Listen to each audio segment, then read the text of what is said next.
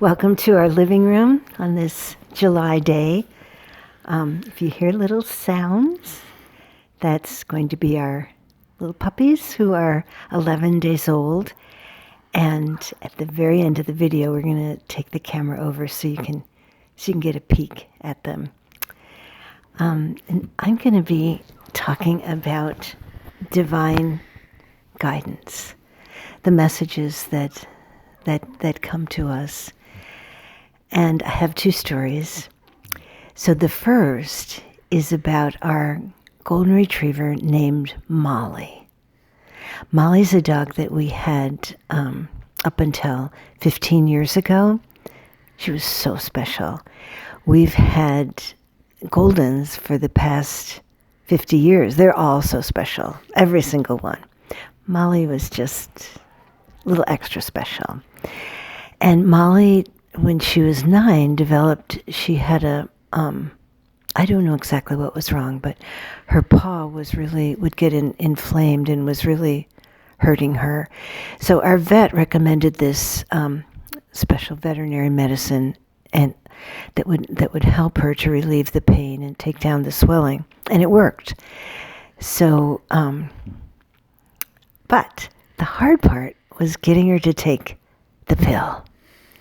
So she was quite an actress, Molly. And we would this was before they've since devised special pill pockets for giving pets pills. This was before that. And I would wrap it in bread and butter, which she loved. And she would make, in her theatrical manner, she'd make a big show of eating it and swallowing it. And then I'd walk away and I'd hear plop. And I'd look and there'd be the pill. So one day, this went on 3 times. And I even wrapped it in cheese, which is her all-time favorite. I put it in her mouth way back, and I was massaging, and she was making, trying to show me that, yes, she was taking her pill. And then afterwards, she just sat there very, very quietly. I went in the house. I thought, yes, she did it. And I looked out. There was the pill. So I tried again. And this time I talked to her and I said, Molly, I love you so much. I just adore you. Why would I ever give you something that wasn't good for you? And she must have taken that in, because that day at least she swallowed the pill. And as I walked away, I thought, we're like that too. We get this divine guidance, and we don't pay any attention to it. And why? I have no idea. It happens to me probably all the time. But if we did listen, if we really did listen, even if it doesn't make any sense, how blessed our lives would be. So I want to tell you about a time when Barry and I did listen. So we used to go to Europe every year, and we haven't been able to because of the pandemic. But our first stop would be Germany, and we would go through London. And our friend, Trish, who was a flight attendant, gave us careful instructions about London because there were some new restrictions. And she said, when you get off the flight, run so fast. And then maybe you can get ahead of these huge lines that form. So we just were all ready and we ran. But everybody else must have gotten the same advice from someone, because the whole plane, they were running like it was a marathon. Unbelievable. And then another plane, another corridor joined in, and there was another huge bunch of people. And it was really crazy. And there was this woman standing there just very peacefully holding a sign with 2 names. Ours were not the names. And I heard, stop, talk to the woman. I stopped. I said, Barry, we need to stand by her. And you did. I think you felt it too. It didn't make any sense. I didn't feel it, but I was listening to you at the time, which sometimes I do. That's a good thing. That's a good thing too, because the guidance comes through other people too. So we stood there. It didn't make one drop of sense. And the corridor completely emptied. This woman was on the phone. And we're like, what are we doing? We're going to totally miss our flight standing next to this woman who was an official for the airlines. And we said, we don't know why we stopped, but could you take us could you help us get through the line? Who asked that kind of question? And she said, I'm waiting for 2 first-class passengers, and that's exactly why I'm here. And just stand by me and wait a little bit.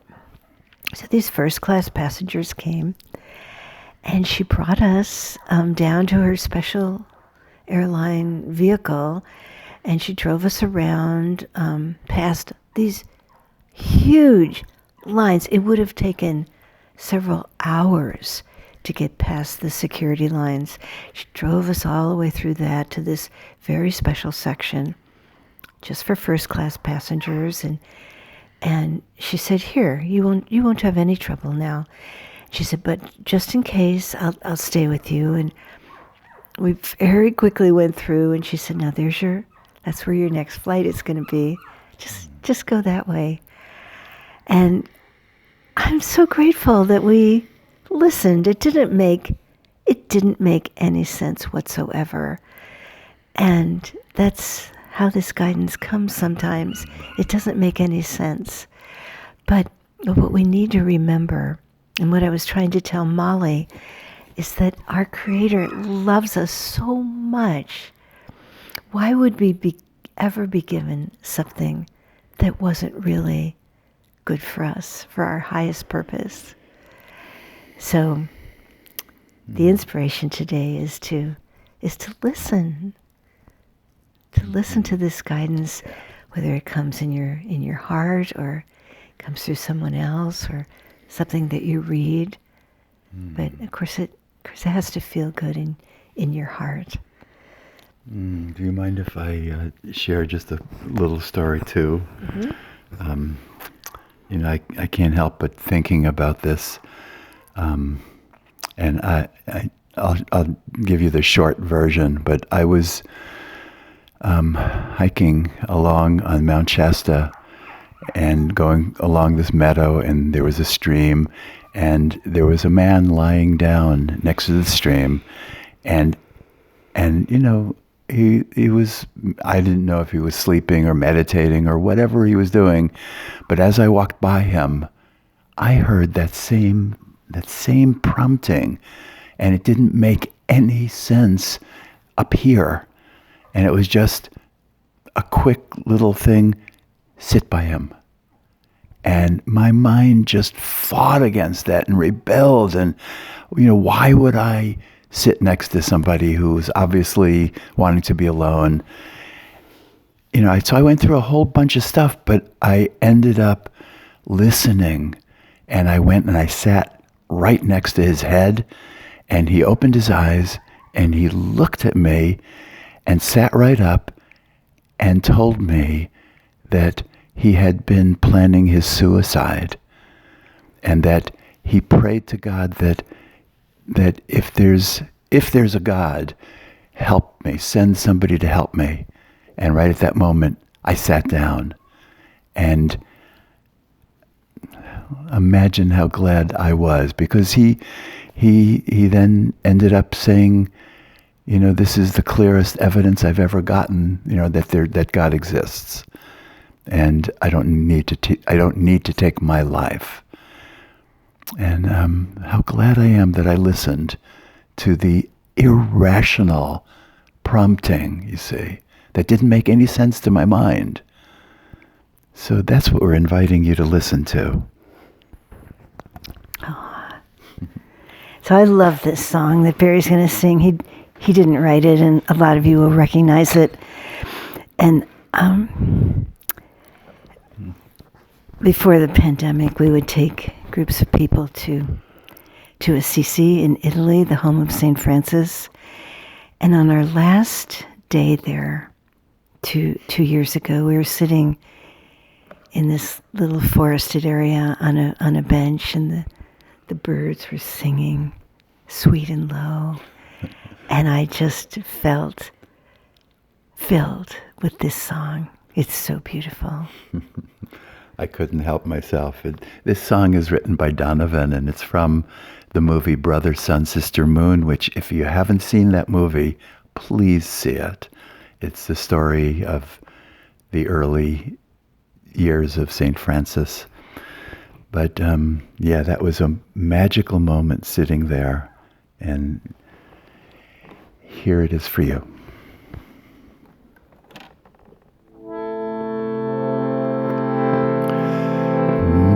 Birds are singing sweet and low from the trees that gently grow. Soft and soothing breezes blow on this lovely day. Through the meadow there go I to wander as a butterfly. How the flowers please my eyes on this lovely day. I wish it could be always.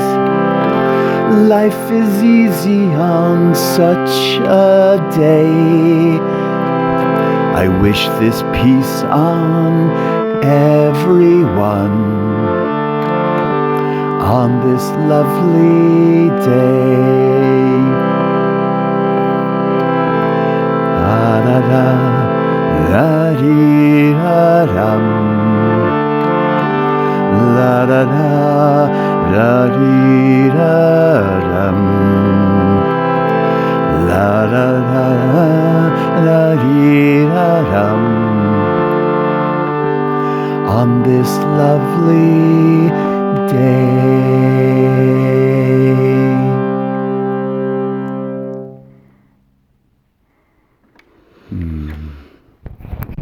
So,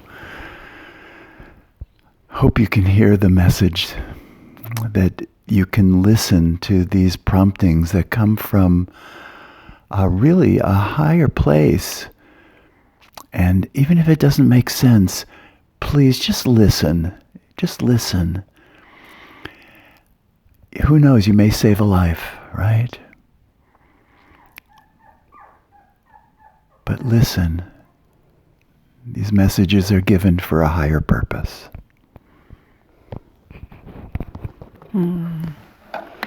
Oh, thank you so much for watching. And whenever someone comments, it means so much to us.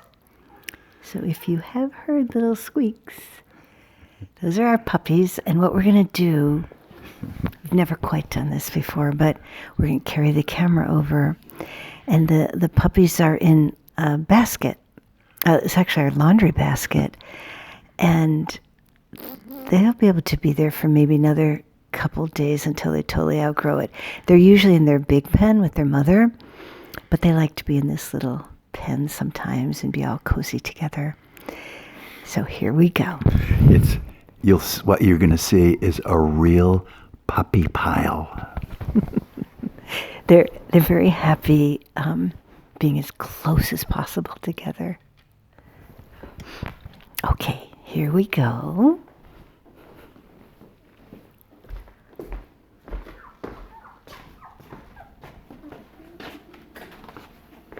So here they are, the little darlings. They are so happy. They have to be touching one another or underneath one another. That's what brings them real happiness. Aren't they precious? Okay, so next week they'll look completely different. They might even be crawling around a little bit. All right, so much love. So You have permission to do this with your friends anytime you want. What do you mean, Barry? All right. Okay. Bye-bye.